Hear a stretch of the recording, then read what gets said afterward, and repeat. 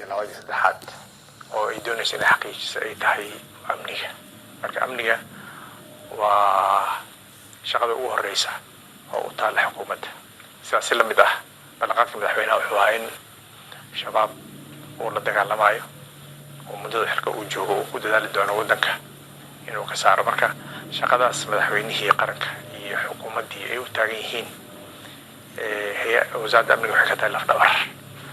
oo wasaaradda amniga markaad fiirisid bishii agoos ayaa xukuumadda lasoo dhisay. nimankan khawaarijta ah raadkooda iyo saameyntooda way ballaarnayd maadaama muddo 2 sano oo ka horreysay xilligaas doorashada ay dhacday lagu jiray khilaafaad siyaasadeed oo la xiriira doorashada. howlgalla waaweyn ma dhicin, shaqooyin badanna lagama qabanin. iyagana waxay isha ku hayeen khilaafyadaas inay u fududayn doonaan waddanka inay si sahlan gacanta ay ku dhigaan. laakiin nimaanshihii madaxweyne xasan la soo doortay iyo dhismihii xukuumadda waxay bilaabeen weeraro isdixiriga inay caasimad ku soo qaadaan iyo caasimad goboleed intaba.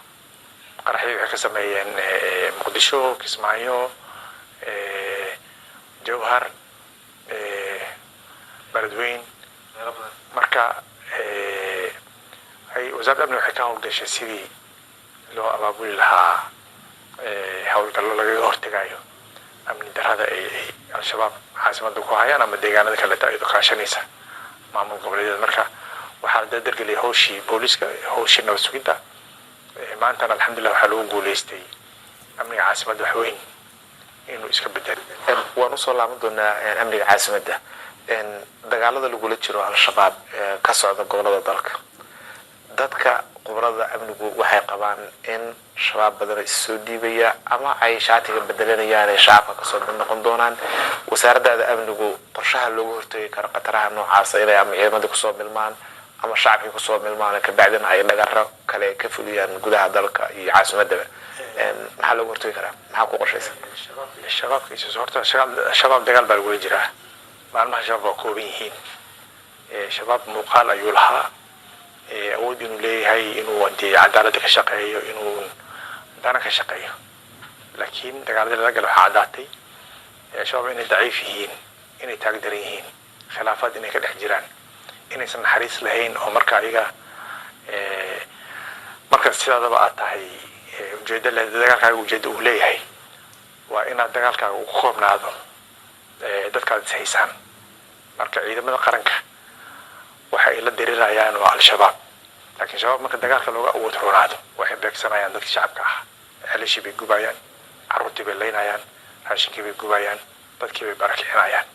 marka al-shabaab dagaal unbaa xeerka noo yaallo dowladda iyo al-shabaab iyo khawaarijta waa dagaalkaas isagaa marka hal albaab baa u furan inay inta hubka dhigaan aysa soo dhiibaan, cafisna weydiistaan dowladda iyo bulshada Soomaaliyeed ay weydiistaan dambiga ay ka galeen.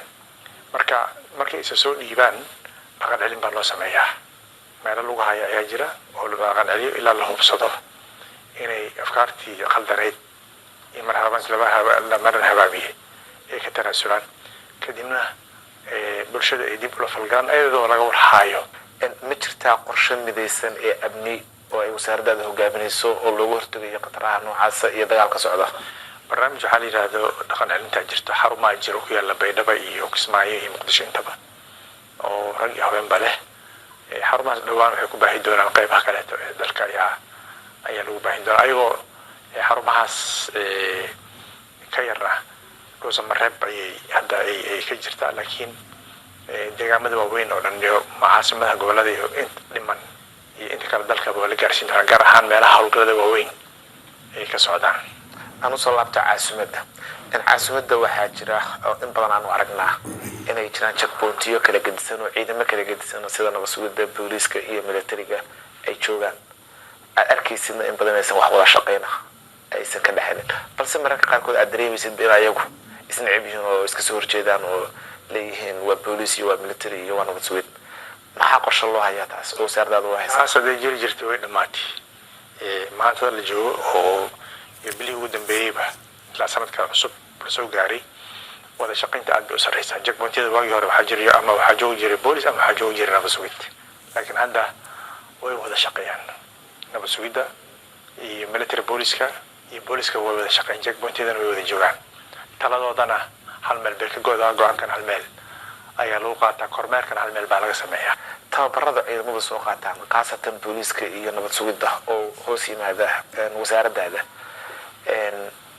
wadamo kala gedisan bay ku soo qaataan marka goobaha joogaanna wadamahaas ku magacaaban yihiin waa ciidanka imaaraadka waa ciidanka saas baa la dhahaa welina isfahan darro iyo inay ka dhaxayso way cadda taas ma waxaa leedahay waa meesha laga saaray waa la soo may horta waxaa isfahan darro ah sideedaba marka laga hadlaayo qaybaha kala duwan ee ciidamada ama military ama police ama nabad sugid shaqooyin kala duwan ay qabtaan laakiin meelaha dagaalada iyo howlgallada ay ka socdaan maadaama taliyayaal iyo madax bannaan ay leeyihiin waa suuragal inay mararka qaarkood isfahan darro ay ka dhacdo laakiin xaaladana marka la fiiriyo sanadkii shaqada lagu jiray wixii ugu weynaa oo laga shaqeynaya waxay ahayd ciidanka in saddexda ciidan oo nabad sugidda iyo military iyo booliskaba wada shaqeyn gooni ay yeeshaan gaar ahaan marka amniga caasimadda laga hadlayo militariga ka shaqeynaya caasimadda amniga sugaya oo military booliska u magacaabo waxay hoos yimaadaan booliska maadaama meesha ay ka shaqeynayaan ay tahay meel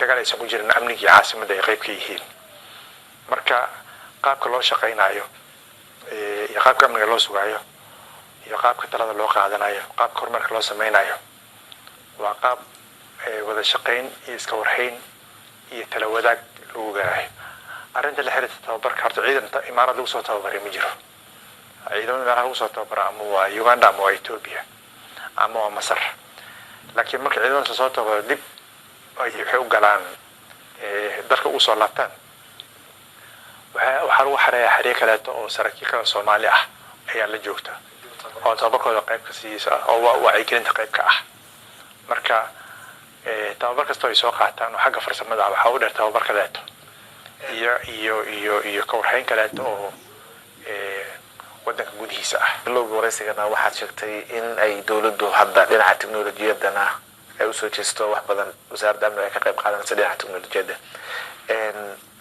ma la sameeyey wax data sharing ama mail base ah oo ciidamadu ay ku wadaagi karaan xogta qofka la raadinayo qofka la rabo sida loo rabo iyo waxa la rabo qarax baa dhaca checkpointiga kasoo gudbaa inta badanna waxaa ka lifta in macluumaad ba laga haynin qofkaasi ama qofka la raadinayo informationkiisii sida boolisku oo hayaan inaysan soo haynin ama loo soo qofka raadinaysa aysan boolisku haynin teknolojiyada isticmaalka kamerooyinka ka mid ah checkpoints kasta waxaa ku yaala kameradaas ciidanka meesha jooga nabad ilaalinaya ishay ku haysaa dhaqaaqyada kala dhacayna nabad ishay ku haysaa sidaas la mid ah magaalada waxaa ka shaqeeya marka laga soo tago ciidankaas nabad sugidda iyo booliska iyo militariga waxaa ciidan dharcadaha ayaa ka shaqeeya waxaa kaloo ka shaqeeya ciidankii booliska ahaa iyo stationada joogay oo dambiyada caadiga oo dhacaya wax ka qabanayay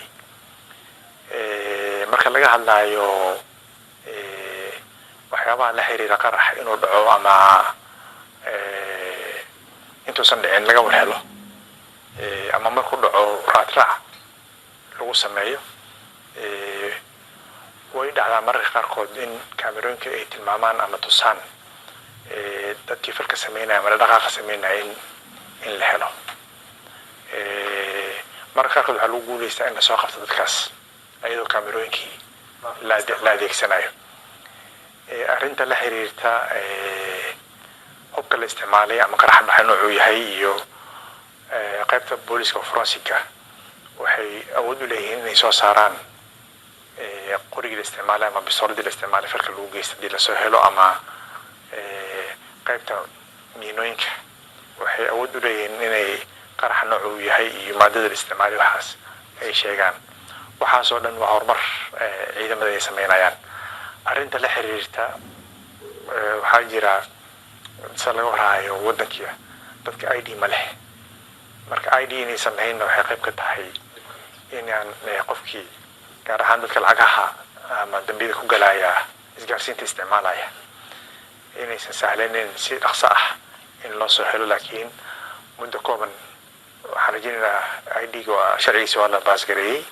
hay-addii waa samaysan tahay shaqadii meel gabagaba ah ayay maraysaa waxaan rajaynaynaa bil gudaheed in dadka ay bilaabi doonaan inay kaararkii ID-ga ay qaataan taasna ay sahli doonto in qofka account uu leeyahay iyo mobileka uu sitaba uu yahay mid magaciisa iyo ID-giisa ku diiwaan gashan oo haddii dambi lagu galo telefonkaas ama lacag si sharci darra looga xawilo accountkaas ay sahlan tahay in la ogaado dhaqaaqyada dadka ay sameynayaan.